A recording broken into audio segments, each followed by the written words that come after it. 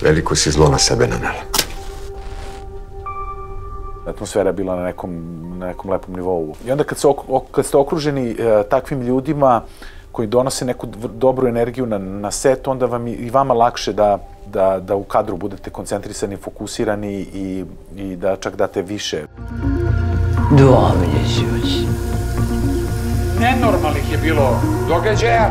Ja ću idemo kratko šta je obeležilo nedelje za nas.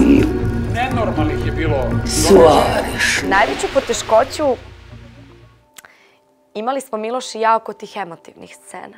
Volim atmosferu na setu, volim taj haos, volim ekipu. Tako da se meni sam proces rada zabavan. To je ono što glumcu uvijek olakšava posao kad ima dobre partnere. I ljude iza kamere i ispred kamere.